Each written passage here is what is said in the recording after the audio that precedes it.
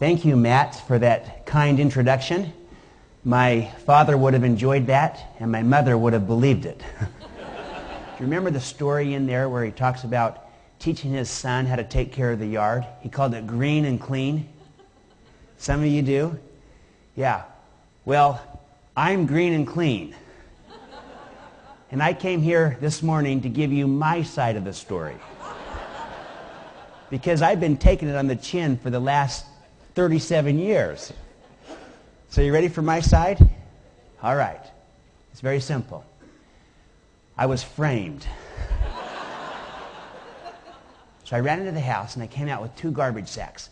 And I gave one of them to him and one to me. And I said, Dad, would you go over there and clean up that garbage? It makes me want to vomit. So he said, I'm your helper, son. Whatever you want, I'll go do. So he goes over and starts to clean up the garbage. And it was at that moment that I became green and clean.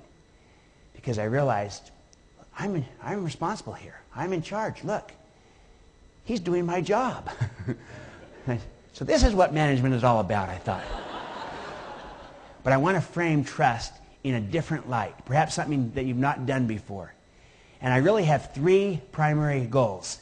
Let me just state them. I'll come back to these several times. The first is I want to make a business case for trust. A business case for trust.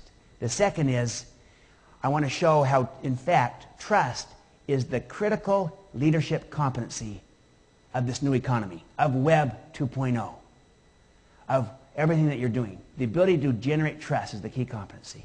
And then the third point is I want to spend the bulk of our time on how you can get good at engendering trust. You personally as a leader, your association, because this is what you're all about. So the reality is this. You can teach it. You can learn it. You can understand it. You can apply it. You can measure it. You can quantify it. You can get better at it. You can improve it personally and as an association. I've talked about how there's low trust in our society and also in the marketplace and in our companies.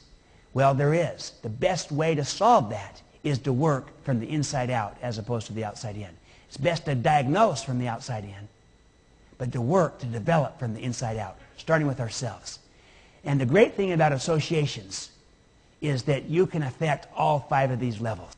Trust is the starting place for an association, but let's never assume it and never take it for granted, especially because of the low trust world all around us. One reason why legal communication can be so expensive and time-consuming is because in most cases it's based upon low trust, and in some cases even no trust. As a result, it takes a lot of time, costs a lot of money. So trust affects everything. In all our communication, in our ability to collaborate, to partner, to innovate, to execute our strategies, the presence or absence of trust will change the trajectory of every activity we're engaged in.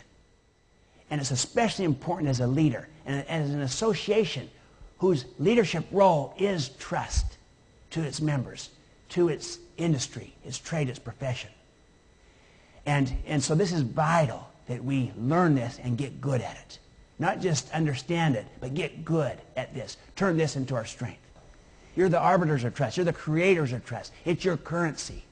But at the same time, when low trust is happening in our society, it also affects you. There's a risk to it. And we've got to counteract that. We've got to turn it into our strength. So rather than become susceptible to the risk, we become a catalyst to change it and to accelerate the trust. The opposite of that, distrust, is suspicion. See, I don't trust someone when I'm suspicious about their agenda or their motive or their integrity or their capabilities or their track record. I don't trust them. I'm suspicious. I do trust them when I'm confident. Jack Welch said, I could give you a dictionary definition of trust, but you know it when you feel it. Now, the challenge is this. When we see this low trust all around us in our society, when we see these scandals happen, our confidence begins to go down. Our suspicion goes up. We start to wonder what else is out there. When's the other shoe going to drop? And we become more cynical and distrusting. It tends to become a vicious downward cycle unless offset.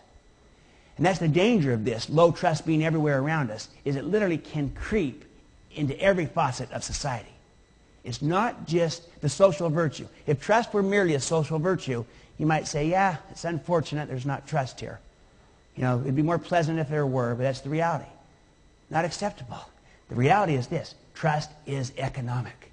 It's having an impact, and it's much higher than you think.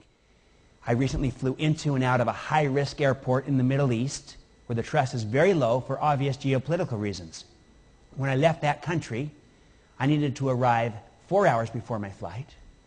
My bag was then unpacked and repacked a couple of different times. I was interrogated a couple of different times, and I was treated like everybody else.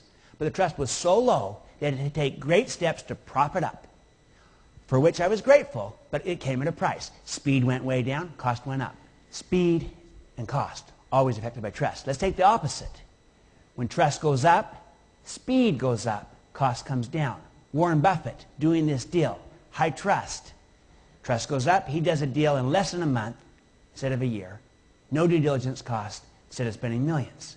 Speed went up, cost went down.